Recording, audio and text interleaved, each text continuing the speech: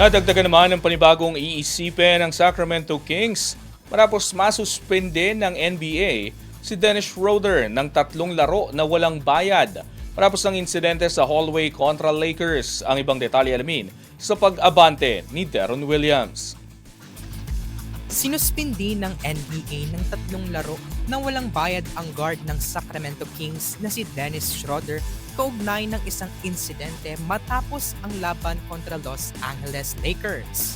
Ayon sa liga, naganap ang insidente humigit kumulang 40 minutes matapos matalo ang Kings sa Lakers sa score na 125-101 sa Los Angeles. Sinabi ng NBA na sinadya umanong hanapin ni Schroeder ang isang manlalaro sa loob ng arena hallway at doon nagumpisa ang komprontasyon, kabilang ang tangkang pananakit. Bagamat hindi pinangalanan ng liga ang nasabing manlalaro, iniulat na si Luka Doncic ng Lakers ang sangkot sa insidente.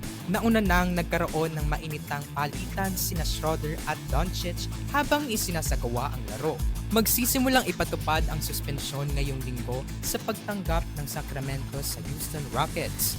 Hindi rin makakalaro si Schroeder sa rematch laban sa Lakers at sa sumunod na home game kontra New York Knicks sa Miyerkules. Kasalukuyang may record na 8-30 ang Kings, ikalawa sa pinakamasmang marka sa buong liga.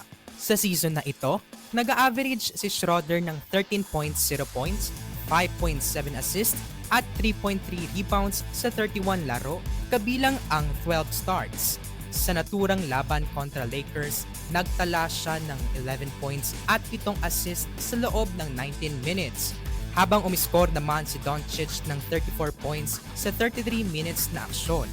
Ang 32 years old na si Schroeder ay nasa ikasampung koponan na niya sa loob ng 13 NBA seasons. May career averages na 13.9 points at 4.9 assists sa 873 games. Ako si Deron Williams, Abante Sports, now na!